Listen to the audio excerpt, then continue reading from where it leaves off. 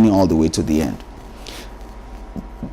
Perhaps the first challenge is the conception of the project. That's the first challenge. That's where it can start, it can stand or fall. So how have you conceived of the project? What do you want it to do?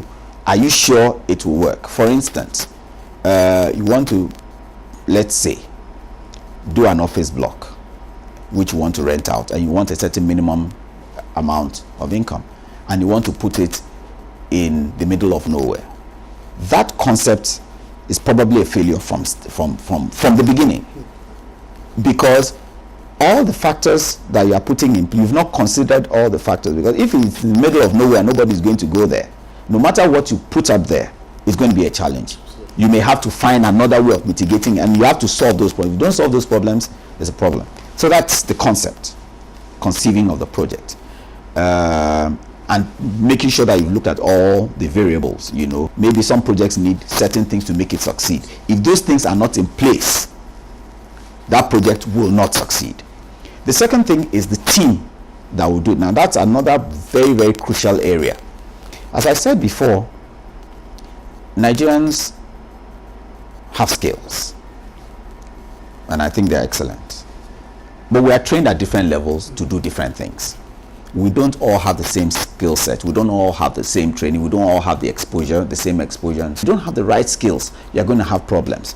You know, the extreme case of that is having people who are not trained, people who are calling themselves architects or engineers or whatever it is, who are really not architects or engineers and so on, but just because they've been probably hanging around architects and so on and so forth, you know,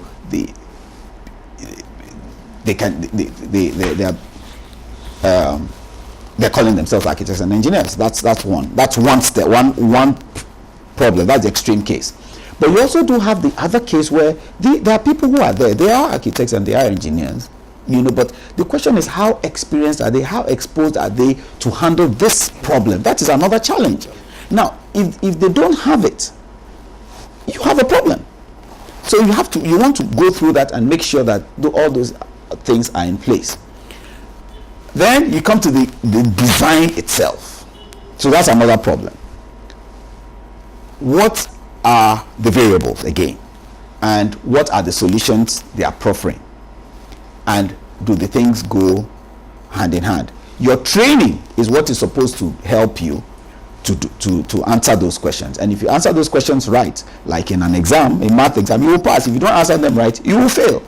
But once you have followed the correct path of doing this and done your research properly and had all the variables as they were, I mean, you can't design if you don't know the soil type. You can't design if you don't know the bearing capacity. You can design, but you won't have the right answers because you are groping in the dark. So the more facts and information you have, the better equipped you are to proffer solutions, appropriate solutions to it, because the solutions don't only have to work, they also have to be economical, and you have to mix the two very nicely and very well.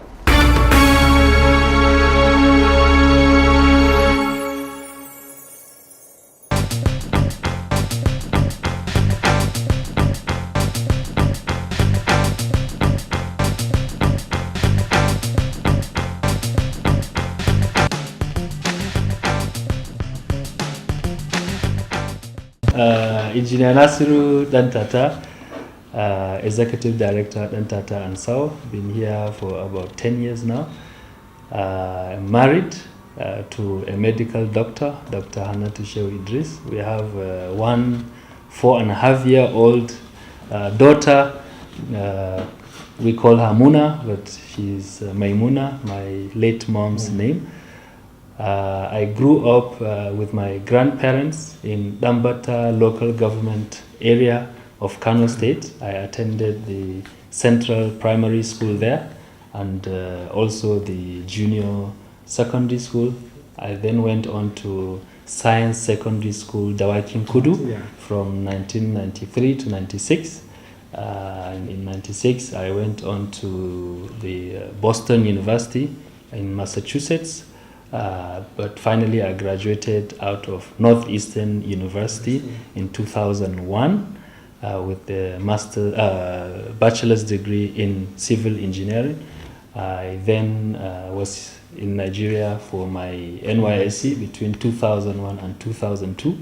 I went back to Northeastern University on a scholarship for my master's degree, where we did some research for the state government of Massachusetts. And through that, and also I was teaching in the laboratory class. They paid for my master's degree, and also I had a little stipend. I think that was the first salary I was getting. I graduated in 2004 finally with a master's degree in construction management. I then joined Dantata and Sawoe. I was on the board since 2001, but when I started work, I was sent to our Guzape infrastructure site in Abuja. There I grew up as an engineer, let me say. There I know what construction is in Nigeria.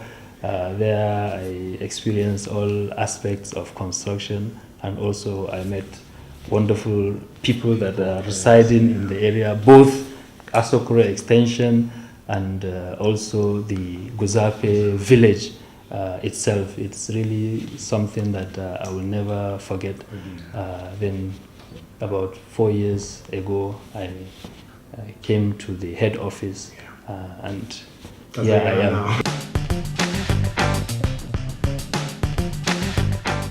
Okay, if I tell you that I am satisfied with the level of infrastructure in Nigeria, then you should not believe anything I said before now and anything I will say after now, because there is no single person that will say he is satisfied.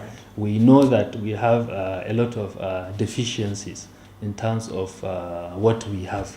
Number one, the amount of the number of items you can categorize as infrastructure.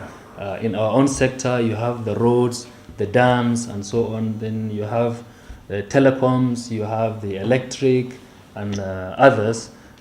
In each segment, the government and the private sector are all identifying areas to first put in order what we have. Because there are two things: what is existing and what is missing. The ones that are existing, there are a lot of faults. The roads have potholes, the bridges are missing, the parapets, and so on. The list goes on and on. Power goes on and off, and so on. So that is one challenge. The second challenge is what is missing. There are a lot of roads that will make life easier, a lot of bridges that will connect nearby communities, and so on. So in both cases, we have a lot of challenges, but there are a lot of improvements also. Like some of the projects we are doing in Bayelsa, specifically, there is one project from a village called Toru Orua, where the governor is from, to the headquarters of local government called Ekeremo. Along this route, we are meeting villages, big ones, where there has never been a road to that community. Since the beginning of time, the people in this area have been able to connect with the rest of the world only through their canoes. So you can imagine the kind of challenges that they are facing. But gladly, the state government has identified this to be an important project. They are putting a lot of attention to it, and the project is going happen. If you see the new houses that are coming up as we move along the road, it's very interesting. Also, because of the road, now the electric companies are able to now extend their services. Also, instead of following the river, they can now follow the road, which is much easier for them to install and to service.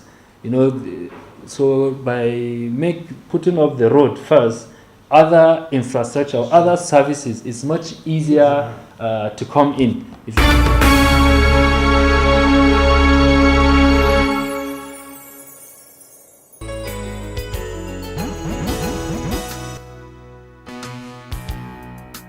time we permit us today on the program Business and Economy Network. I want to say thank you so very much for all of you who have called in, those of you who have written, and the essence of that is to make us serve you far, far better. I want to thank you sincerely from my heart. On behalf of Production Crew, I want to say thank you.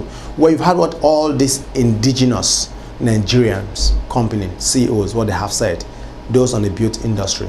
Well, we bring all these people to serve you and to also let you know what is happening in the built industry. Be encouraged, be smart, and more importantly, be focused. Let us pray for our leaders and pray for those in health affairs wherever we are. God bless you.